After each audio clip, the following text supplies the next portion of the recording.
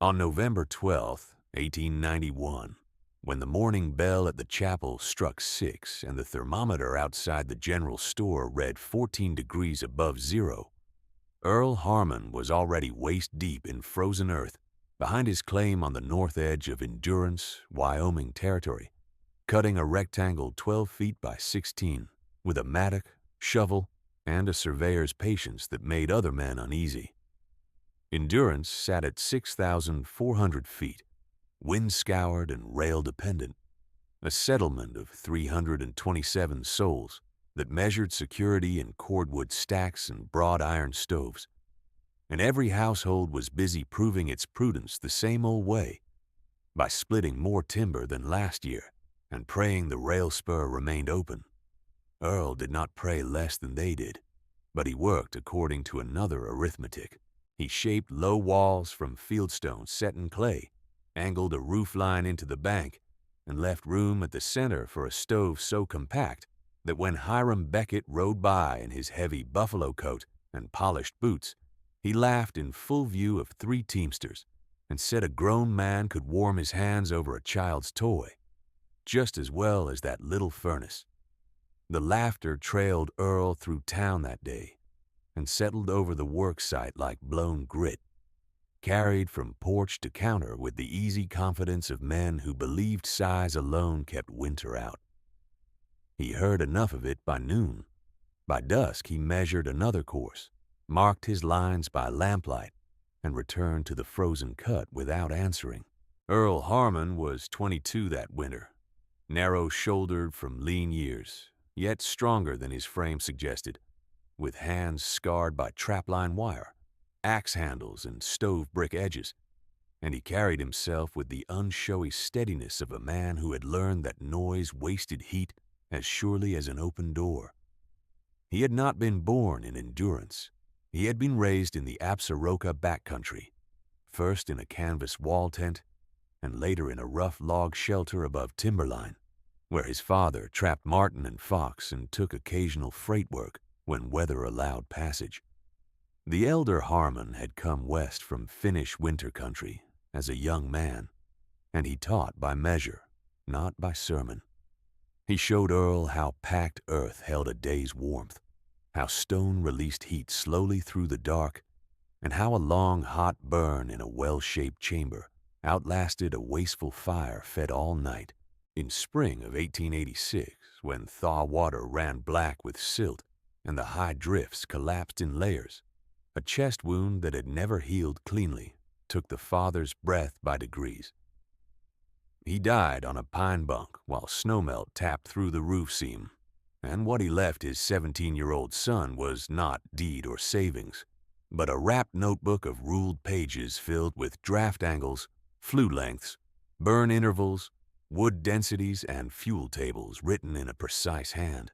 The book became Earl's inheritance and discipline. It listed birch, pine, cottonwood, and spruce by moisture behavior. It gave ratios for clay and sand mortars tested after freeze-thaw cycles.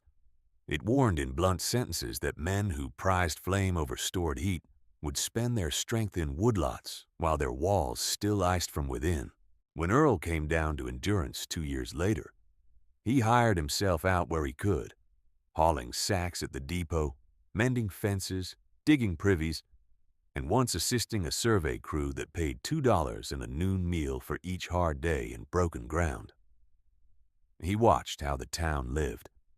He learned that a rail delay of 10 days could lift flour from $3.10 a sack to $5 even. He observed that most stoves in town were built to impress parlors, not preserve fuel, and that few households seasoned wood beyond one summer, trusting abundance instead of preparation.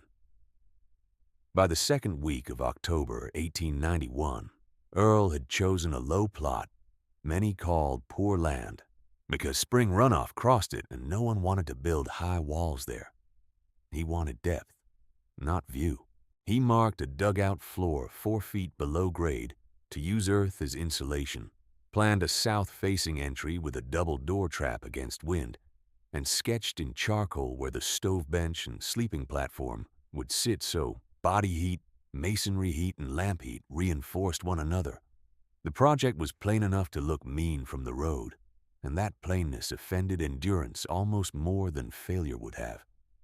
In a town where prosperity performed itself in porches, painted trim and cast iron ornament, Earl's low earthen room appeared to some as surrender before winter had even spoken. Hiram Beckett made that judgment public and profitable.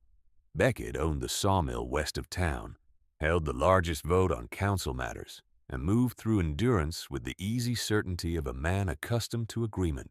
He was broad through chest and belly, with silver watch chain across a wool waistcoat and gloves stitched finer than most families' Sunday cuffs. And he had built his house to advertise command. 2 stories, deep verandas, a parlor fitted with imported iron stoves and polished tile. At the store counter, he spoke loudly enough for teamsters, matrons, and clerks alike. "Harmon is building a burrow for ground animals," he said one evening while ordering new saw teeth and lamp chimneys. "When true cold comes, that toy furnace of his will not warm a coffin."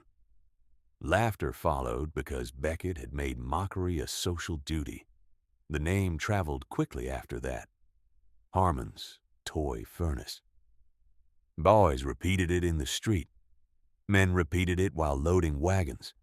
Women repeated it at church suppers with pity sharpened into judgment.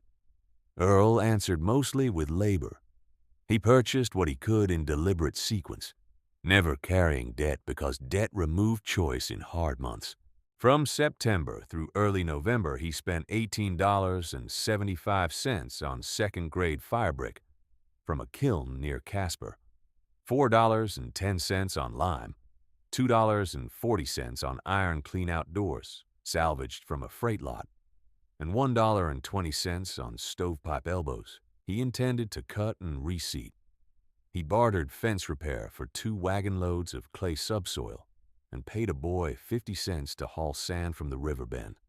At dawn, he mixed mortar in a half barrel, 3 parts sand to 1 part clay with a lime touch at outer joints, then set stone courses 12 inches thick against tamped earth walls. By lantern in the evening, he compared each phase with his father's notebook, checking dimensions by twine and folding rule. He built the stove core 30 inches wide and 42 inches tall, with a firebox opening size for billets cut to 11 inches, so every piece burned at predictable rate. Behind the firebox, he laid a serpentine flue channel through masonry mass before final vent to the chimney throat, extending gas travel to draw heat into brick rather than lose it in the sky. He left expansion gaps where iron met clay and packed them with ash and fiber, then installed a cleanout at each turn so soot could be removed without dismantling courses. The bench beside the stove was no ornament. It was thermal reserve. He formed it from dense brick and stone, capped in smooth plaster, where the day's burn could release warmth long after flame had gone.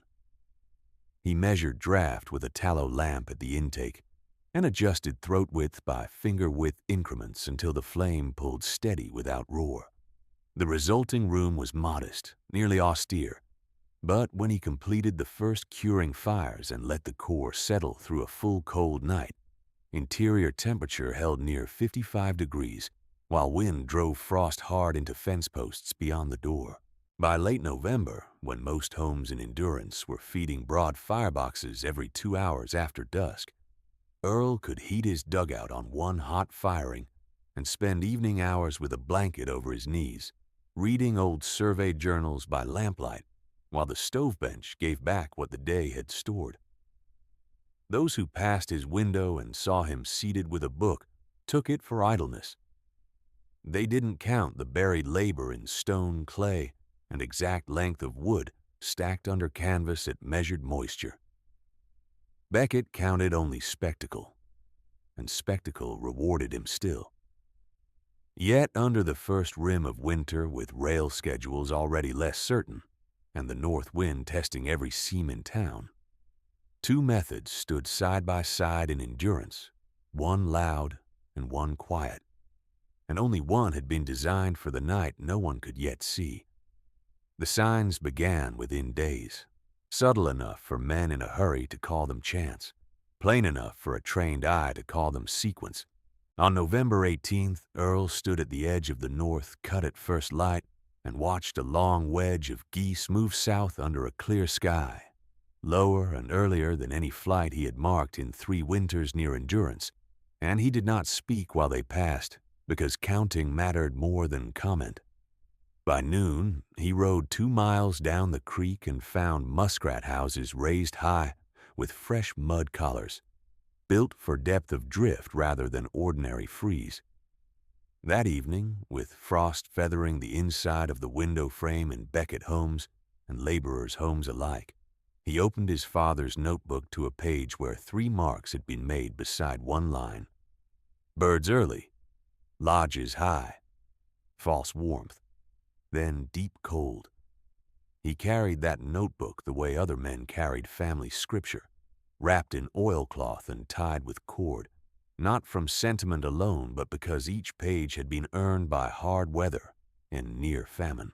The elder Harmon had written in a compact hand, learned in a country where winter lasted longer than argument, noting not only what worked but how much it cost in labor, fuel, and breath. One entry from January 1879 in the mountains above the Yellowstone Basin listed that 3 men with broad iron stoves burned through 2 full cords in 6 days and still woke to ice rimming their wash basins. Beneath it, in darker ink added later, he had recorded that a clay-lined masonry core no larger than a packing crate held sleeping warmth through 14 hours on one short firing.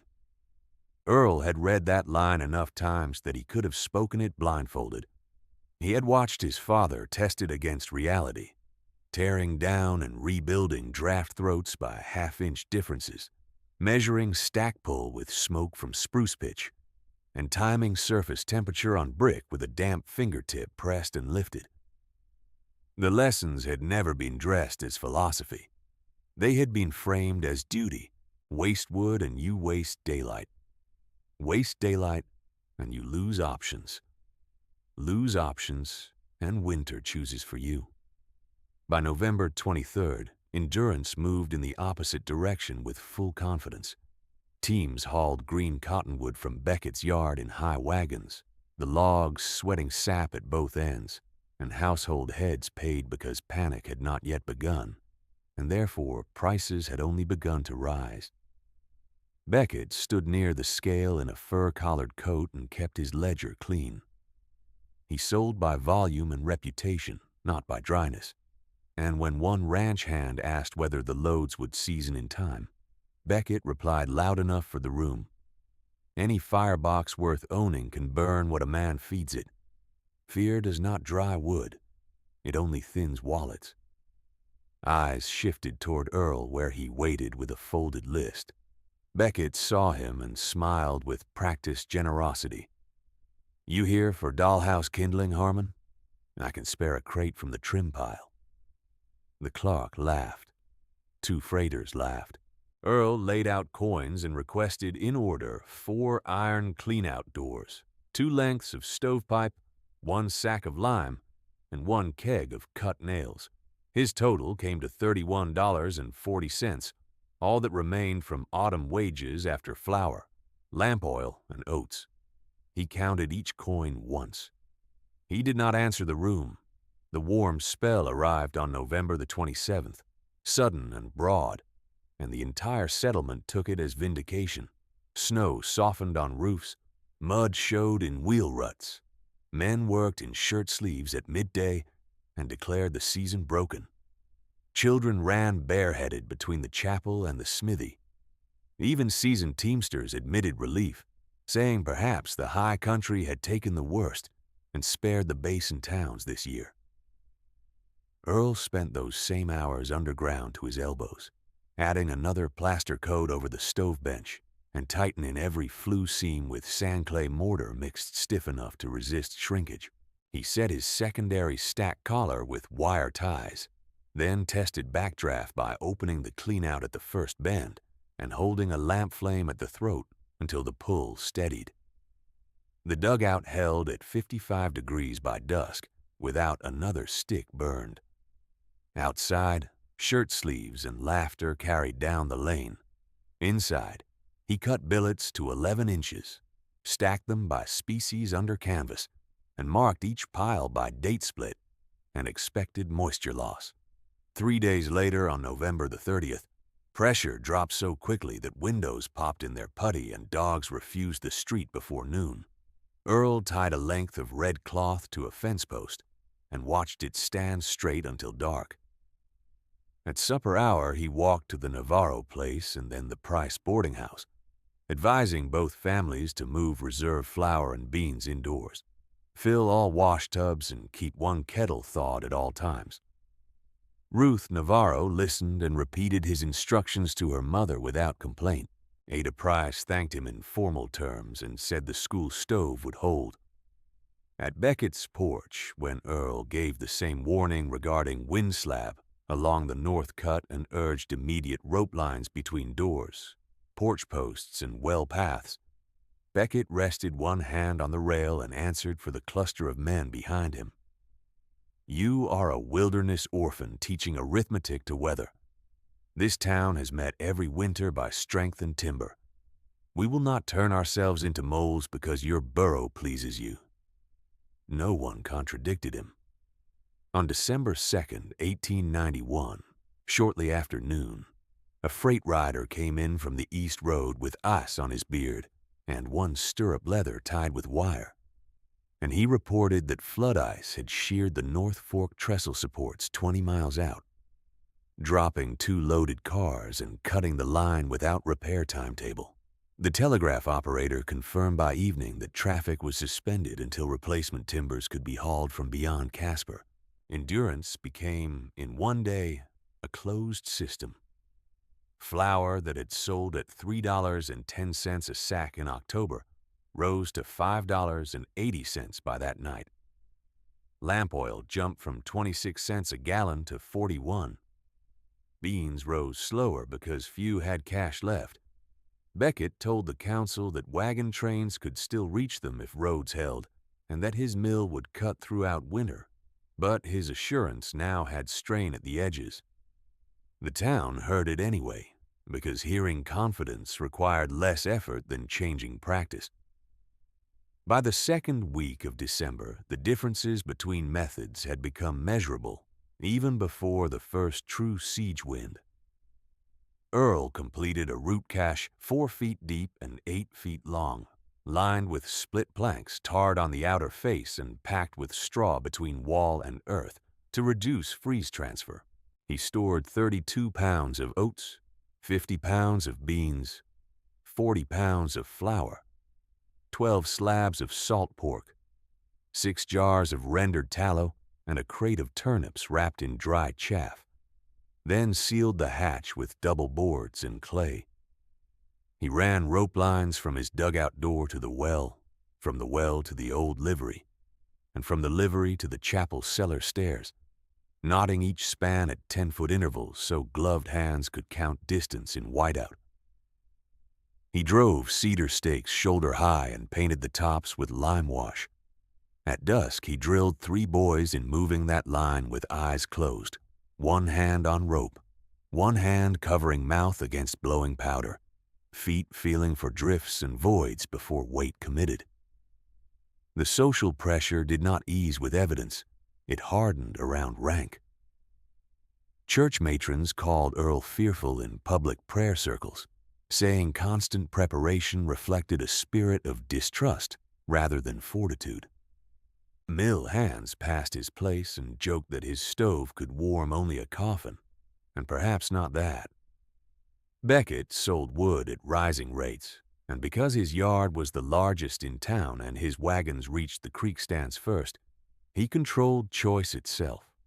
Most loads were green cottonwood, cut late and split broad, heavy with trapped water that hissed and blackened in parlor grates while giving little steady heat.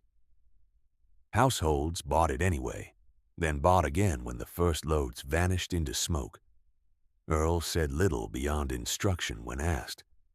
Split smaller, stack under cover, Burn hot and brief in mass, not low and endless in sheet iron. Few listened while roads remained passable. On December 14th, the first week-long blow struck from the northwest with a force that erased fence lines by noon and drove granulated snow through keyholes and floor seams. Door drifts climbed to shoulder height on lee sides. Chimney caps glazed in layers. 2 stacks in the south row iced shut before dawn and filled kitchens with smoke. Men who had mocked rope lines crawled from post to post in broad daylight and still lost direction between stable and kitchen doors. Beckett's mill boiler froze in the feed line despite constant firing and had to be thawed with coals and wrapped blankets, while the saw stood idle for 19 hours. At Earl's dugout, the low roof shed wind. The earth walls held, and the stove core asked for 1 armload per day, measured and exact. Heat remained. The walls did not sweat. Frost did not form inside. The storm broke briefly on December the 21st, then returned in shorter bursts through Christmas week, each one stripping confidence from the town by another layer. Beckett's 2 ornate parlor stoves in his own house consumed nearly a quarter cord every 24 hours by his foreman's count, and still interior walls near the stair froze hard enough to crystallize wash water in shallow basins overnight. In smaller homes, families rotated sleeping places by proximity to fireboxes, waking every 90 minutes to feed damp splits that burned bright and died fast. Earl continued his routine without spectacle. Morning hot burn to charge masonry, afternoon cleanout, evening inspection of rope tension and stake alignment. He took no payment for correcting drafts in neighbors' flues when asked, though he accepted labor in exchange, sending each man back with a list of changes and dimensions written in charcoal on scrap pine. At year's end, when chapel attendance fell because wind made walking hazardous and kerosene had become too dear for many lamps, endurance had not yet reached its deepest trial, but the arithmetic was already visible to any soul willing to read it. Large fireboxes consumed labor and still left families cold. Small measured systems consumed planning and preserved strength. The insult, Harmon's toy furnace, was still spoken, yet its tone had begun to alter. Less laughter now than uncertainty, as if the town were hearing in its own words the first hint of a lesson it had not wanted and could no longer avoid. That uncertainty did not slow the weather, and it did not slow Earl Harmon.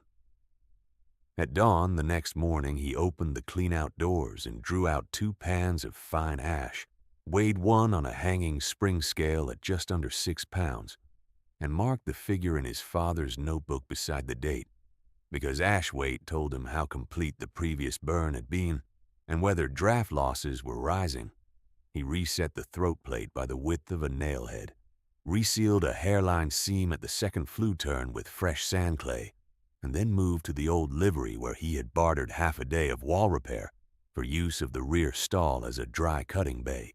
There he trimmed lodgepole and deadfall pine into billets exactly 11 inches long, rejecting any split that rang dull when struck against stone. He kept 3 stacks under separate canvas, one at approximately 18% moisture for immediate use, one near 24% for later mixing, and one green reserve to be split finer and staged near the stove bench for pre-drying. Nothing in that sequence appeared dramatic, yet the cumulative effect was profound. Fuel that once vanished into smoke became measured heat held in masonry for half a day at a time. By December 28th, he had begun extending his system beyond one room, not by raising large walls, but by building redundancy where wind could not steal it. In the chapel cellar, he laid a trial pad of brick over tamped gravel and packed ash around salvaged flue tile to test whether he could set a second low-mass core quickly if required. Then he marked every piece in charcoal so volunteers could assemble the same geometry without him. At his own dugout, he sank 2 additional clay crocks beneath the bench for grain protected from vermin. lined a narrow vestibule with scrap wool felt to reduce door losses, and set a rack over the hottest section of the stove face where mittens, socks, and wrapped compresses could dry without scorching.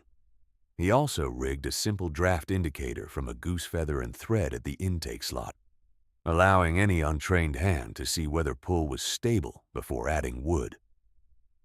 In a town that admired large gestures, Earl's labor remained stubbornly precise, each adjustment small, each result cumulative, each hour invested so that later hours might not be spent chopping through exhaustion. On the last evening of the year, while chapel bells were muffled by wind and most homes fed wet logs through the night, Earl sat at his bench with 2 borrowed ledgers open, one listing his stores by pound and quart, the other listing households by size and age profile in case common rations became necessary. He calculated minimum heat and food for 80 souls, sheltered in shifts between his dugout and the chapel cellar if he could bring the second heater online. Then cut those figures again by 10% to account for spillage and human error under stress. The numbers were severe but workable. Beans at 6 ounces per adult per day, children at 4. Oat porridge thinned with rendered fat. Salt pork no more than 2 ounces except for wood crews. 1 kettle always hot, 1 always covered. He copied the final schedule in block letters and folded it into oilcloth. The arithmetic looked cold on the page, yet it was an arithmetic of mercy, designed to stretch survival across days when roads and rails would mean nothing at all. The same week, Hiram Beckett intensified his campaign from laughter to policy. As council head and sawmill owner, he controlled not only timber but tone, and on January 2nd he used both during a crowded evening meeting at the chapel annex, where families had gathered to ask for guidance on fuel prices and road patrols. Beckett stood in a tailored wool coat still cut broad at the shoulders, despite the strain now visible in his face, and he proposed that all available wagons be assigned to continuous wood hauling for private purchase, with council backing for higher rates to reflect difficulty and labor. When Earl requested, in measured terms, that rope lines be established between critical buildings and that dry fuel be prioritized for households with infants, invalids, and older souls, Beckett replied with a smile that never reached his eyes. "We do not govern by borough logic," he said. "Endurance stands by industry. Any man may buy what he needs if he has worked." The room shifted toward agreement because agreement was easier than admitting fear. The contempt moved outward from leadership into daily custom. At the store counter, clerks filled orders behind those who mocked Earl openly and made him wait while stamping invoices. At the smithy, one apprentice nailed a scrapboard above a coal bin with charcoal letters reading "Toy Furnace Fuel," then laughed when boys tossed kindling there and saluted as he passed. In prayer circles, matrons asked that the town be delivered from private alarmists who discourage stout hearts. 2 teamsters refused his offer to show them quick chimney cleaning, saying they would rather trust iron bought honest than tricks learned in holes. Even those who had quietly asked him for draft corrections now avoided standing with him in public, borrowing his measurements at night and returning to Beckett's porch by morning. Social exclusion became a rationed commodity in endurance, distributed as carefully as sugar once had been, and Earl received his share each day without protest. He answered in the same register he had always used, through work offered without ceremony. When the Navarro cook stove began smoking back on calm mornings, he rebuilt the throat with 2 wedges of brick and showed Ruth how to preheat the flue with twisted paper before first lighting. When the Pike family complained of bitter bedrooms despite constant fire, he traced the issue to unsealed floor seams and helped them pack those gaps with clay and straw in one afternoon. When Ada Price requested extra slate for classroom writing because shipments had stopped, he split smooth firebrick faces into serviceable tablets and carried them to the schoolhouse with a sack of chalk he'd made from soft limestone and ash. None of these acts changed the broad social script at once, but they established a counter-record in practical memory, a list of small rescues too concrete to dismiss forever.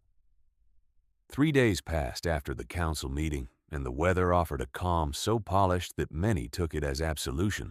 The sky cleared to hard blue, smoke rose nearly vertical, and temperatures climbed to 9 degrees above zero by midday, warm enough that men removed outer coats while loading at Beckett's yard.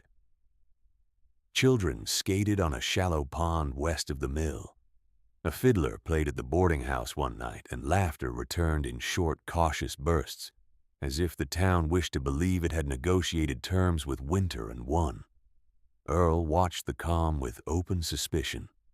He noted that ravens had dropped from their usual high circuits to lower timber shelter, that horses in the livery kept turning hindquarters to the north wall even indoors, and that a bright ring around the moon held for 2 nights with a pale vertical pillar at dusk, a sign his father had marked beside one blunt instruction: secure lines now. On January 6th, he walked the full rope path before sunrise, gloved hands counting knots from dugout to well to livery to chapel stairs, tightening slack where drifting had buried lower spans. He replaced 3 lime-wash stakes snapped at ground level, then added cross lines at 2 alley turns where orientation failed first in earlier blows. At each house along the route, he knocked once and delivered the same concise warning: refill indoor water, move 1 week of food to immediate reach, split wood finer than habit required, and tie a fixed line from door latch to nearest anchor before dark. Some thanked him and acted. Many did not. Beckett dismissed the warning from his porch with a fresh audience at his rail. "If every halo around the moon is a calamity," he said, "we should spend half our lives underground." The men beside him nodded, though one glanced away toward the north, cut where a low cloud bank had begun to form in a shape too straight to be ordinary weather.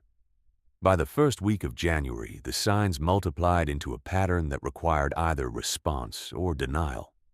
Fine snow began to move across hard crust, even on nominally still days, indicating high wind aloft. Barn hinges complained in dry metallic snaps before dawn. The mill pond groaned at night in long, low reports that traveled through the ground. Earl opened his notebook to older pages where his father had copied finished terms for layered cold, distinguishing between ordinary freeze and the deeper regime in which tools became brittle. Breath condensed inside wool and poorly drafted stoves could extinguish themselves in negative pressure gusts. He translated each term into plain English in the margins for local use, then wrote a 1-page advisory and posted it at the store door with permission from a clerk who still respected useful information even when his employer did not. Someone tore it down by noon. He posted another at dusk inside the chapel vestibule, weighted with a nail through the corner so it could not be removed without effort. The mockery took on a final, sharpened edge that evening when Beckett, seeing a knot of laborers near the hitching rail, raised his voice and called toward Earl across the packed snow. "Read us another weather sermon, Harmon. Tell us which page says a grown town should hide behind a stove the size of a bread box, while decent men cut timber." The laughter that followed was thinner than before, more reflex than conviction, but it carried. Earl set down the coil of rope he had been sorting and answered without heat: "Words do not seal a flue, and pride does not dry wood. Tie your lines tonight." He resumed coiling while the group dispersed in discomfort rather than triumph, because the remark had not challenged their dignity. It had challenged their method, and method had begun to fail in full view. On January 8th, 1892, a little before sunset, temperature fell from 2 above to 17 below within 4 hours, and the barometer at the store dropped so sharply that the instrument needle trembled against its pin. Wind arrived first as a steady push from the northwest, then as hard lateral strikes that drove loose snow in sheets across the main street. erasing wagon tracks less than 10 minutes after they were cut. Earl completed one last circuit by rope, checking knots by touch in growing dark, and found drifts already knee-high where the alley bent behind Beckett's yard. He added a guideline from the Navarro porch to the chapel stair rail and left a spare coil on a peg at each end. At his dugout, he charged the masonry core with a hot, clean burn, banked no coals, and set water to heat in 2 kettles while the bench surface climbed and stabilized. He laid out dry blankets, counted cups, and moved half his bean stores to reachable shelf height. Outside, doors began to slam in sequence down the row as families turned inward. Night closed early under blowing white. By full dark, visibility had narrowed to a few paces, and the town's familiar geometry of porches, fences, and lanes dissolved into moving grit and sound. In Beckett's yard, men still split through the first hours, racing to stay ahead of consumption. In smaller homes, fireboxes roared and faded and roared again, each cycle demanding another armload, another trip, another risk at the threshold.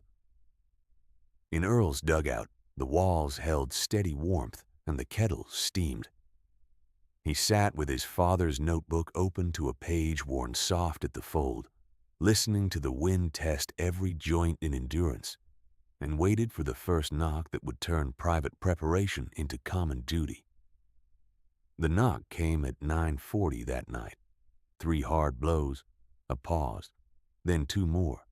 The rope signal Earl had taught for a living hand in whiteout. He opened to find Thomas Navarro bent forward against the wind, beard packed with frost, one glove missing, breath shallow from the effort of speaking through cloth. He said the Price boarding house stack had iced at the cap, and smoke was rolling back into the lower rooms. Earl lifted his spare iron scraper, a coil of line, and one lidded lantern, then tied Tomas to him wrist to wrist with 6 feet of rope so a gust could not separate them in crossing. They moved by knots, counting under breath, from dugout to well post to alley stake to the boarding house porch, where 2 boarders held the door against suction and smoke stung their eyes in gray pulses. Earl climbed with Thomas, bracing the ladder feet, cut the glaze from the chimney cap in careful strips so loosened ice would not drop through the throat, and cleared the upper 2 feet of flue with the scraper rod, while Ada Price below kept one damp cloth over nose and mouth, and directed the boarders to carry embers from the stove into a lidded scuttle. She spoke without panic, precise even while coughing, and when Draw returned, she thanked Earl as if he had delivered slate to her classroom on an ordinary day. He answered with instruction, not comfort. Burn fast for 20 minutes, then close down. Do not feed wet splits overnight. Keep one window cracked 2 finger widths until the room clears. He left them with that, because the storm was still climbing, and each minute outdoors had to serve 3 tasks. By midnight on January 8th, Endurance no longer resembled a town, but a cluster of low forms under moving white, streets erased, porches buried to rail height, every line between buildings reduced to memory or rope. The store thermometer, read by lantern through the front pane, marked 29 below zero. Wind took heat from flesh in less than a minute. At Beckett's large house, both parlor stoves were fed continuously by 2 mill hands in rotating shifts. Yet frost filmed the wallpaper along north walls and wash water skinned with ice between one feeding and the next. In workers' cabins south of the yard, families moved mattresses into kitchens and slept in coats. Several chimneys drafted backward in gusts and filled rooms with smoke, forcing doors open at intervals that bled what little heat they had built. Dawn on January 9th arrived as a thinning of darkness rather than true light.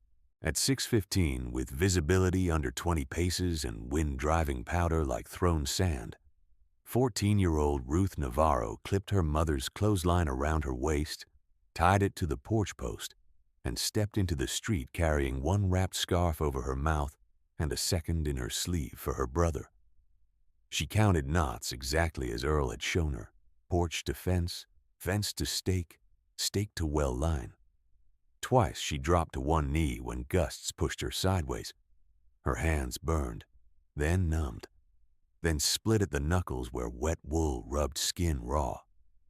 She reached Earl's door after 2 blocks that felt longer than open country, struck the rope pattern against the frame, and stood with eyes shut while he opened.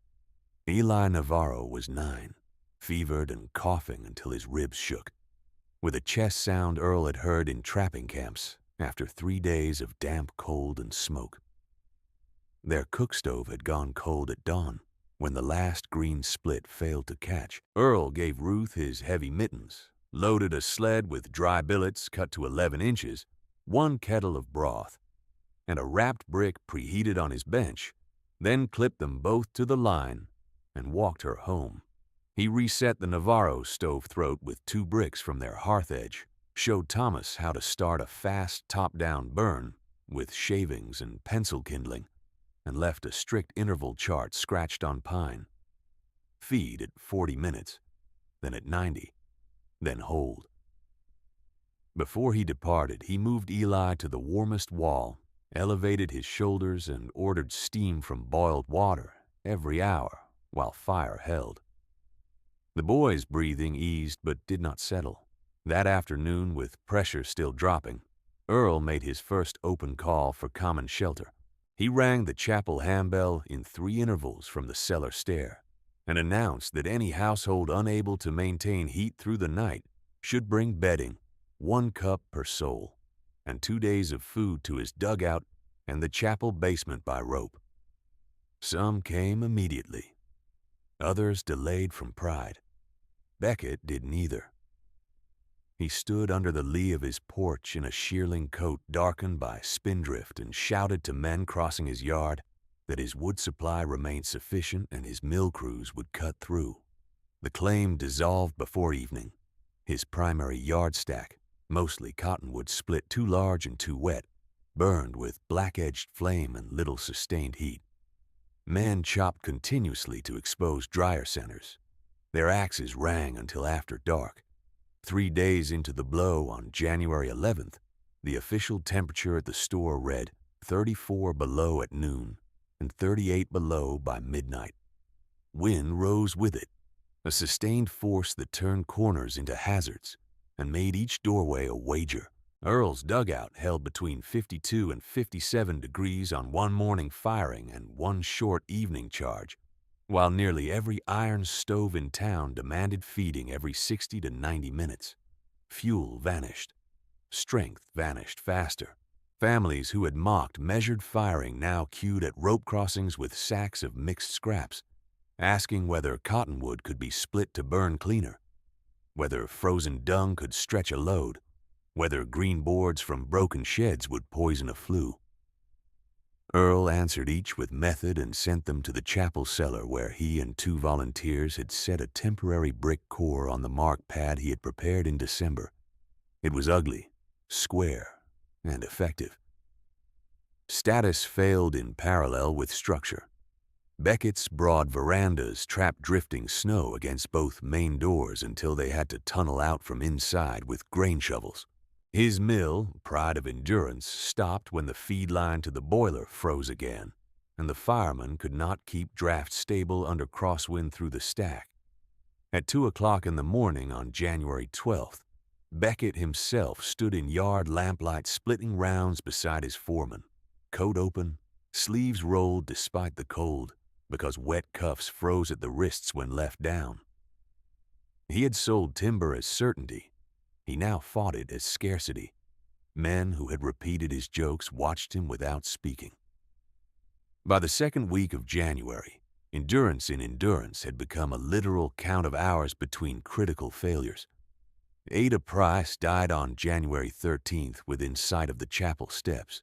She had left the boarding house at first light to bring 2 attendance ledgers and a satchel of chalk slates to the cellar school corner. Believing the rope line fixed to the rail was clear under drift, a gust lifted dense powder across the stairmouth, and she lost the line at the last turn, no more than 15 paces from shelter. Searchers found her seated against the chapel foundation with the satchel still looped over her shoulder and both ledgers wrapped in oilcloth under her coat to keep them dry for her pupils. She had used her final strength to protect school records no storm could read. The town buried her when wind eased for 1 hour. 6 men on rope.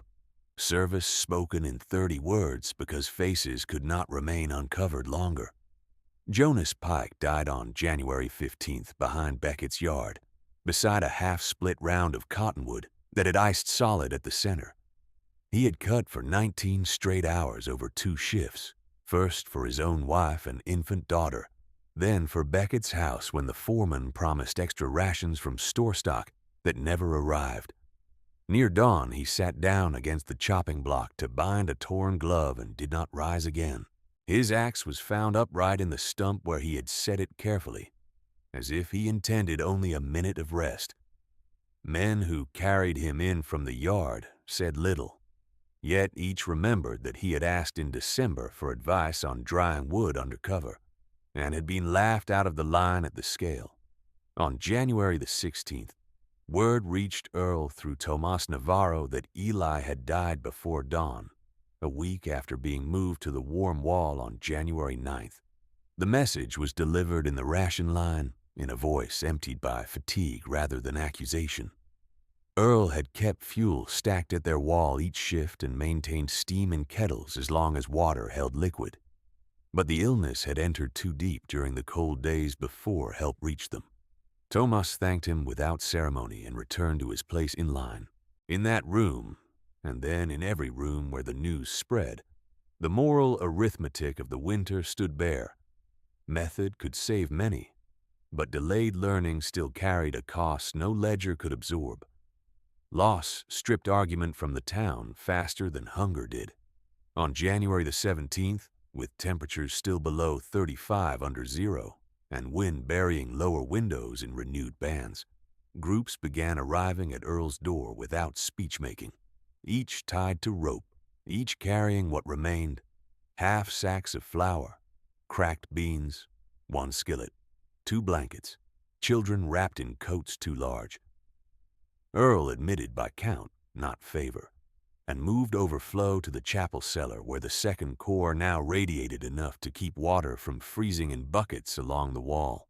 He set fuel rations by household size, 1 measured armload per 12 souls for each 6-hour cycle in the main dugout, less where thermal mass was higher, and trained 3 volunteers to cut billets to exact length so no piece protruded and spoiled draft. He forbade night chopping except for designated crews tied in pairs, because fatigue had become as lethal as cold. Help then came in its hardest form, from the man who had taught the town to laugh. Late that evening, Beckett arrived at the dugout entrance with no hat, hair rimed white, gloves hanging from 1 finger where seams had torn. He didn't cross the threshold until Earl nodded. Behind him stood 2 mill hands, and Beckett's foreman carrying a crate of salvage brick and 1 bundle of flue tile pulled from the frozen mill annex. Beckett spoke in a hoarse voice sharpened by wind and shame. "My house does not hold. The lower rooms are below freezing by morning. 3 families in my back row are burning furniture. Tell us what to build and where to carry it." Earl did not answer with verdict. He stepped aside, pointed to the marked diagram on his wall, and assigned tasks in plain sequence. Tile to chapel cellar, brick by weight to livery bay first for sorting. Split crews in 4, cutting, hauling, mixing, tending. No one worked alone beyond the rope after dark. Beckett listened, then repeated each instruction back as if reciting terms before witnesses, and took the first load himself with the foreman on the rear handles. By lantern light and measured breath, endurance crossed a threshold that pride had delayed, but necessity had enforced. They stopped performing strength and began practicing it. From that hour through the next 4 days, work in endurance ran by Earl Harmon's chalk marks on plank, and by the bell he rang at each 6-hour cycle: 1 strike for fuel trim, 2 for water hauling, 3 for line patrol. He posted the ration board at the dugout door where every soul entering could read it by lantern. Adults, 6 ounces of beans per day. Children, 4. Oats by half cup at dawn and dusk. Salt pork reserved for cutter teams and the ill. He measured wood by basket volume rather than promise. 1 basket equal to 22 pounds of billets at 11 inches. And he rejected every oversized split because 1 protruding stick could spoil a clean burn and steal heat from 20 sleepers. The dugout held 32 souls at night in close rotation, while the chapel cellar held 54 once the second corps came to full charge. Between those 2 low rooms, heated by brick and discipline instead of spectacle, 86 souls survived the harshest run of the storm. Beckett worked wherever Earl placed him. At first light, he mixed mortar in the livery bay, arms shaking from fatigue, then carried half loads of brick because full loads cost too much breath at that altitude. By evening, he joined the rope teams that moved house to house, checking caps, clearing drifts from door swings, and escorting the old and infirm to common shelter. The contrast was visible to anyone who had watched him at the store counter in November. His fine coat was gone, traded for a patched wool shell with 1 mismatched button. His watch chain no longer shone. His boots were wrapped at the ankles with scrap cloth to keep snow out where leather had cracked. Earl gave him no ceremonial treatment and no humiliation either. He gave him measurements.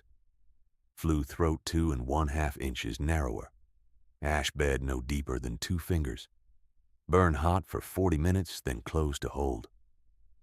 Beckett repeated each line and obeyed it.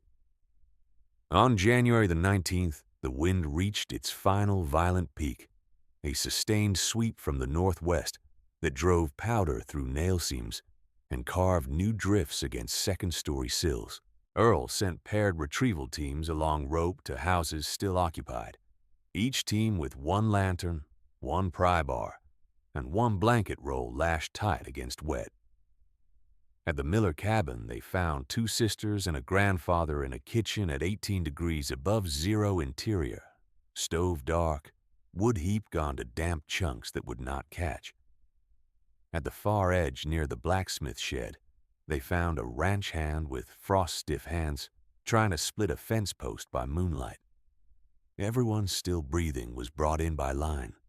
No payment was asked. No apology was requested at the door. Earl's ledger tracked only names, ages, and whether each had eaten.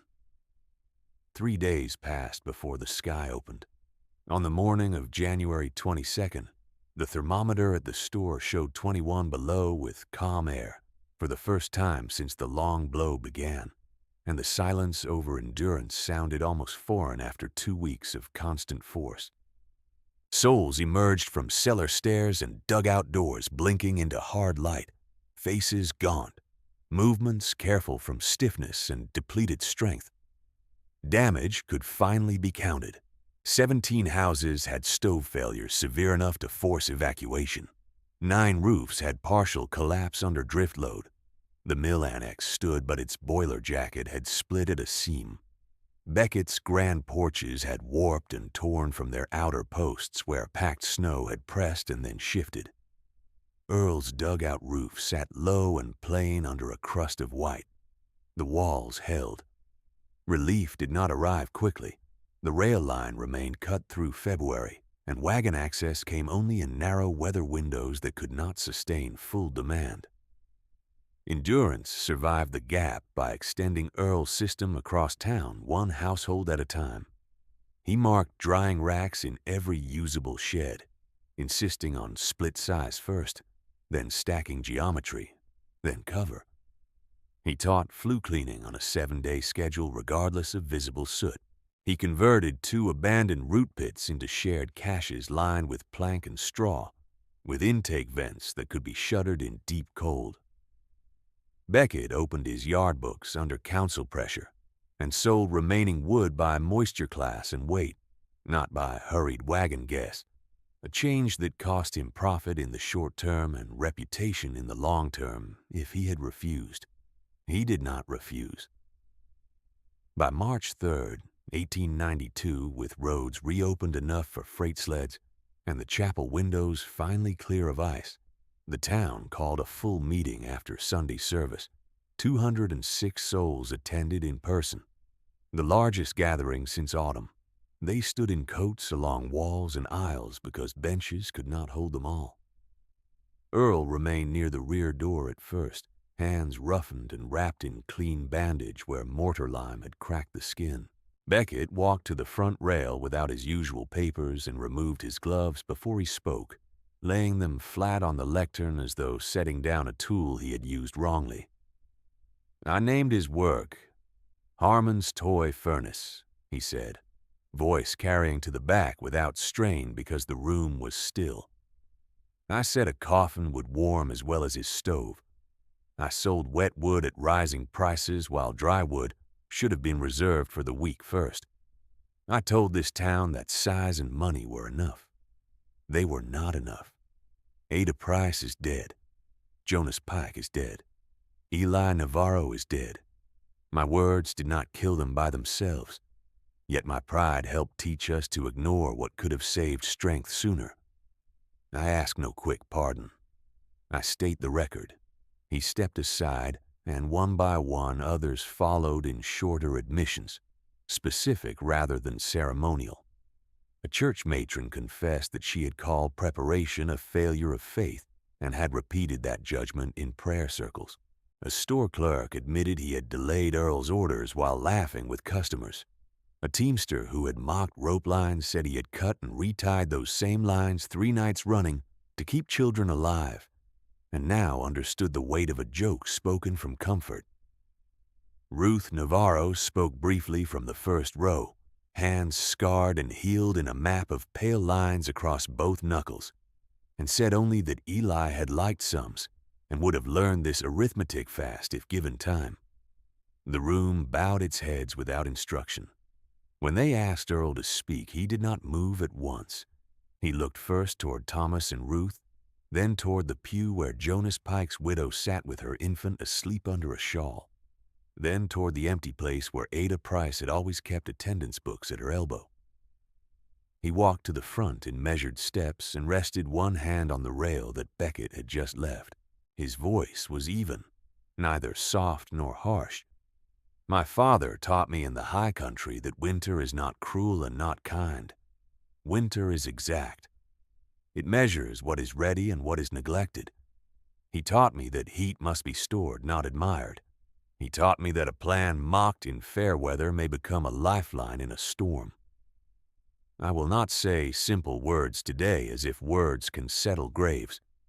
3 names are absent in this room. We will carry that absence. If you ask what comes next, it is work, weekly instruction at the chapel cellar, stove cores, fuel drying, cellar depth, rope placement, ration accounting. Any household may come. No fee for teaching, labor required for learning. Call that forgiveness if you wish. I call it duty to the living. No one cheered. Endurance was past cheering. They stood, then formed lines by household to sign for instruction blocks on slate boards set against the wall. 83 households enrolled before dusk. Beckett signed his name near the top and added a second pledge beneath it to fund a small public brick kiln from Spring Mill revenues, with output reserved first for thermal cores in homes that had lost members or shelter during the storm.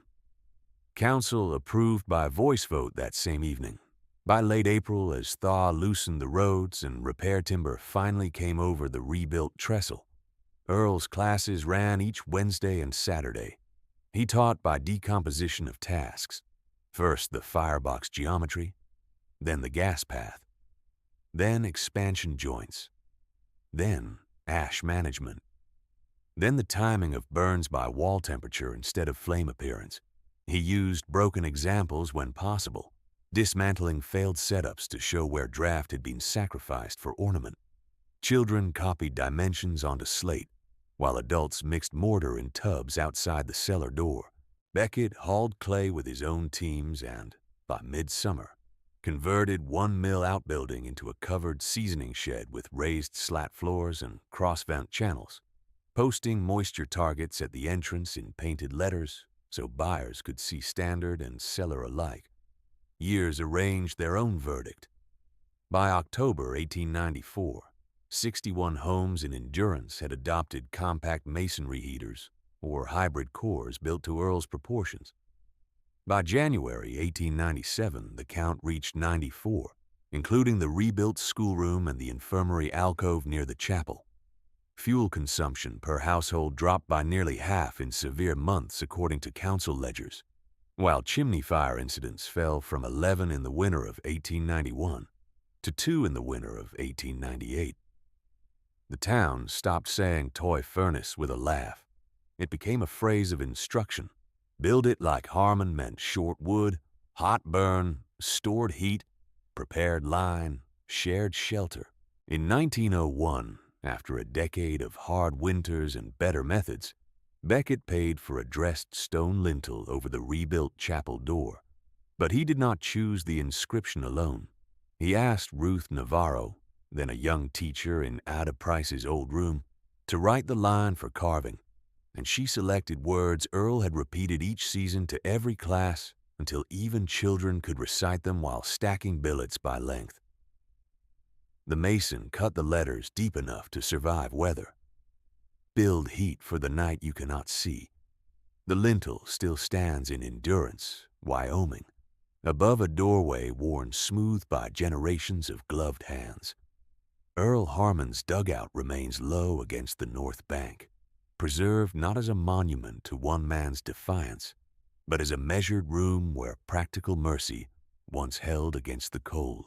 In winter months, when wind moves down from the high country and the town checks its lines before dusk, families still count fuel by weight, still dry wood before pride, and still teach children that wisdom is proven not by argument and comfort, but by lives kept warm when weather turns exact. On the morning after the first snow of October 1901, Earl stood beneath the new lintel while Ruth Navarro read the carved words aloud to 27 children and 40 adults, her voice steady in the cold air, each syllable striking stone that had been set with Beckett money and Harmon measurements. The chapel bell had not yet rung, yet the yard was full, not with ceremony alone, but with tools. 2 sleds of brick, 1 cask of lime, 3 bundles of stovepipe, and a crate of brick clean-out doors from kiln stock and iron doors from the smithy. Endurance had learned to bring materials to any lesson where Earl taught. They no longer arrived empty-handed. He began where he always began, not with praise and not with blame, but with inspection. He had each household lay out its fuel sample in separate piles by species and split size, then took a hand scale from his coat and weighed 10 pieces from each lot, while Ruth wrote numbers on a slate board. Cottonwood above safe moisture was marked for re-drying. Lodgepole under target was marked for immediate use. A church matron who had once called his preparations faithless stepped forward with her sample and said in front of her own grown sons that she had hidden wet wood under dry for appearance last season and would not do it again. Earl nodded once and had her restack the lot by airflow spacing so everyone could see the correction with their own eyes. By the 3rd day of that same week, he opened the old ledger he had kept during the storm and reconciled every emergency item still on town record. The 2 spare stovepipes he had bought for $31.40 in 1891 were no longer listed as reserve. One had been fitted to the school annex after Ada Price died, and a new classroom stove was built for safer draft. The other had gone to the infirmary alcove behind the chapel, where elders now slept during deep cold. The final crock of rendered tallow from his original cache, sealed since the siege, was carried to the communal store and rendered into lamp stock for line patrol nights. He crossed each item out in ink while Beckett watched from the table end, then signed as witness before handing the ledger to Ruth for town archives. That evening, the store clerk who had once delayed Earl at the counter waited outside the dugout door until the lesson ended and then removed his hat with both hands. He said he had torn down Earl's first winter advisory from the store door in January of 1892 because Beckett had laughed and he had wanted the room's approval more than he had wanted accuracy on the wall. He had never said it publicly because shame had grown heavier with each season.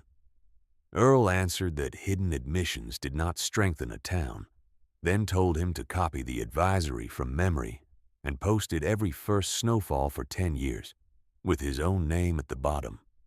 The clerk accepted the term and began the task the next morning, writing birds early, lodges high, false warmth in block letters that every child could read. 3 days later, when wind from the north tested the valley again, rope lines were checked by roster rather than panic. The old red cloth marker Earl had tied in 1891, faded now to pale rust, was still fixed to the same post at the north cut.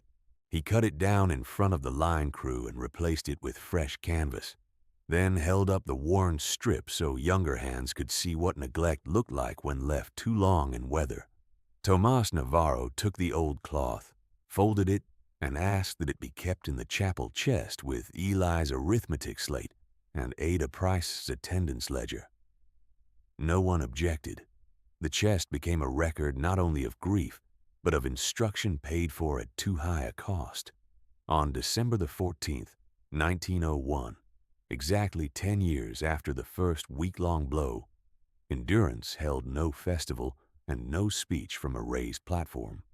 Instead, they ran a full winter drill at dusk, 81 souls moved by assigned line from home to shelter in time sequence, while stove teams fired 3 masonry cores to target temperature and ration crews, measured bean allotments by weight.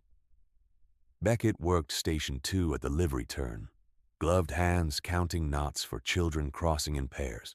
The teamster who had once mocked rope lines served as lead checker and failed his own son's knotwork when it was loose, making him retie by lantern until it held.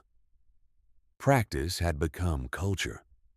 At the end of that drill, in the cellar where the second core still radiated from a brief hot burn, Beckett asked for the floor and spoke without prepared paper. He said he had repeated his confession in 1892 because it was needed once, but he had not yet confessed one final fact.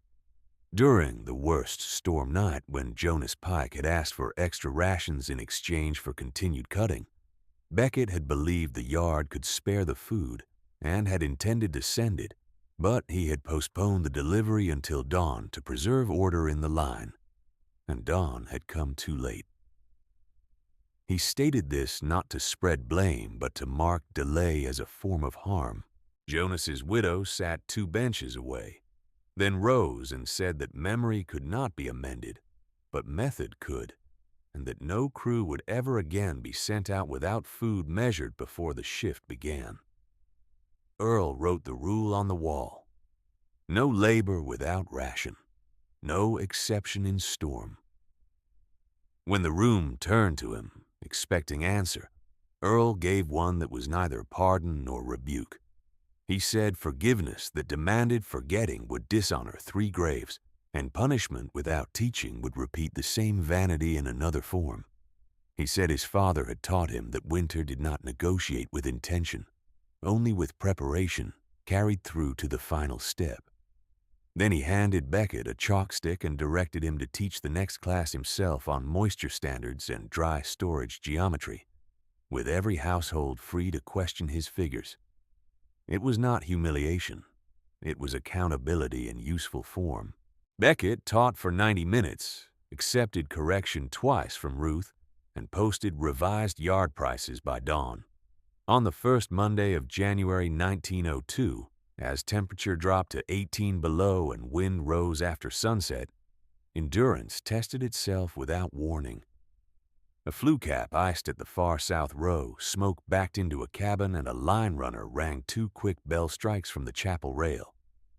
Teams moved immediately. The family was out in 11 minutes. The fire was re-established with pre-trimmed billets from the neighborhood reserve. No one froze on the path. No child lost direction. Earl stood at the shelter door counting entries against the ledger and found every name present. The arithmetic held. Years later, after another sequence of severe winters had passed, and the rail line had failed and recovered more than once, Earl's hair silvered, his shoulders stooped, and his hands shook only when idle. He still taught. He still measured wood rather than trusting appearance. On February the 7th, 1918, at 70 years from his father's birth year, and long past the age many trappers reached, he placed the weathered notebook on the chapel table for Ruth, now head teacher, and asked that each class copy one page by hand before touching mortar. He said written numbers could travel where one man could not. Ruth accepted the charge and bound the copies each spring in calfskin volumes kept beside the chest of storm records. The dugout remains low against the north bank.